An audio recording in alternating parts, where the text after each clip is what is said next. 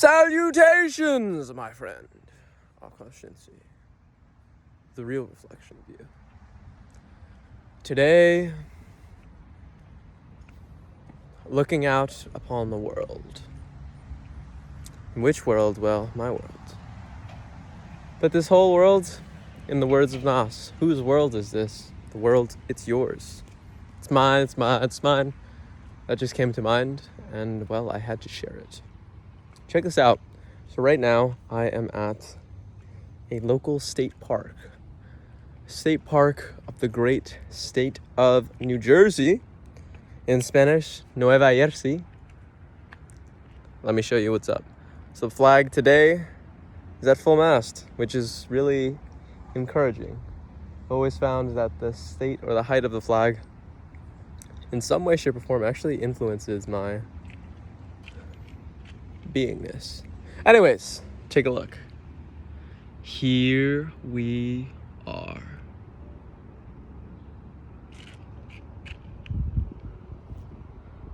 We can see as far as the eye can see.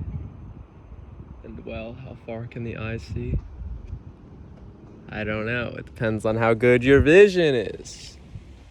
I've got third eye vision, so I can see the future and the past, both simultaneously.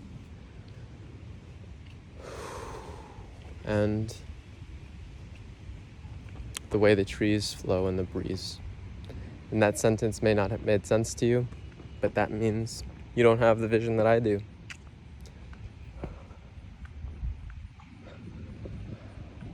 I influenced my little brother this morning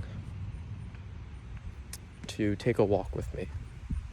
He was watching some YouTube videos, and I was like, you know what? I just read Influence by Robert Cialdini. I'm on chapter 3 right now.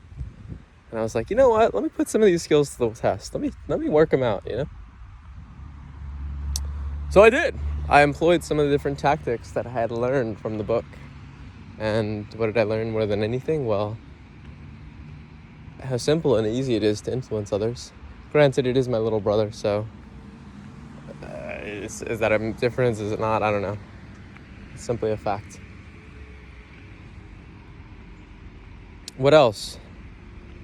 Well, I noticed how important it is to influence the world around you, especially if you want to be an influencer in the world, or someone who influences the world. And who's someone who influences the world? Well, it's someone who knows not only what they want, but when they want it, why they want it, and how they want it.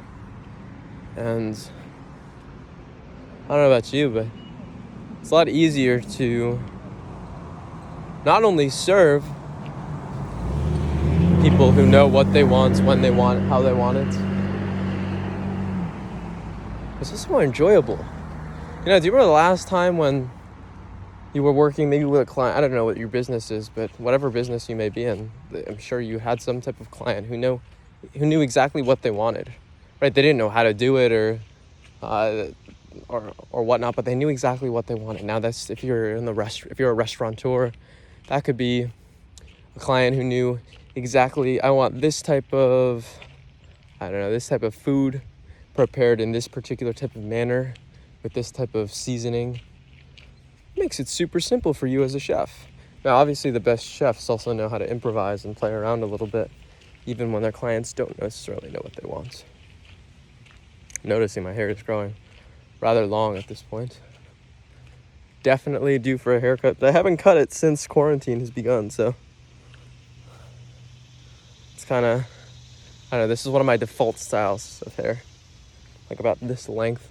Probably just a touch shorter, but definitely grown accustomed to it, and I kind of love it. Also noticed how I have incredible hair. I really do.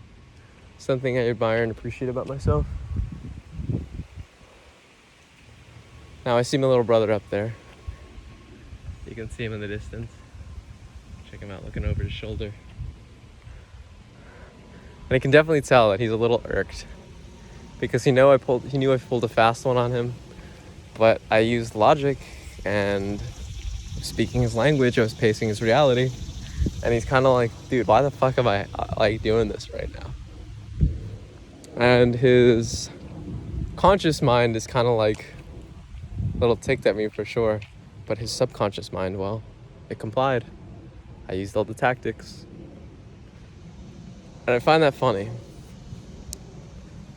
Now, obviously, this is to his benefit, right? Like, I'm like, let's go get some sun and fresh air this morning. That's not gonna...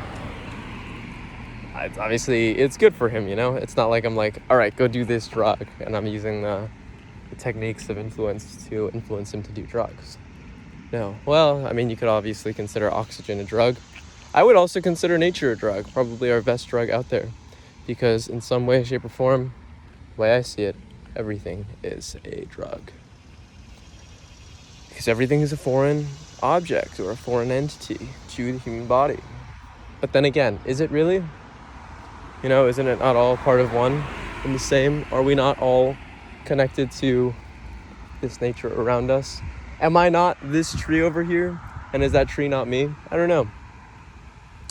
If you've done lots of meditation and or psychedelics, one might say, I am this tree, I am my body, and I am everything and all of it. Another might say, well, you're an absolute fool and stop talking absolute garbage. And to both of them, I would say, you're right. Because, well, that's their perspective. And I have my own perspective. And each perspective is a perspective. So that's where I lie on this matter. This is where I am today.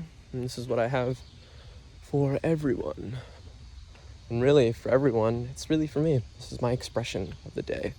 My expression of the morning. The other thing is I've been walking shirtless this morning. Looking rather healthy. Definitely could tone up a touch. And maybe not even only tone up a touch, but I would also even say add just a touch more mass to really sculpt and carve out that body just a bit more. Man, I love the way I look. I really do. And this is just the beginning. That's the beautiful part, you know? Each and every single day, I have the opportunity to sculpt the way not only my body looks, but the way my mind looks. And the way my being is, you know? I think that's the most beautiful thing about this life is the amount of artistry that we can bring to it when we decide to. You know? Anyways, I ought to run and surpass my brother so that he remembers that, well, I'm going to surpass him. And I'm going to show him that, all right, you want to play this game if you want to get ahead of me? I'll show you this game if you get ahead of me. I'll get ahead of you. Just like that. Keep up, thrive, and stay sexy.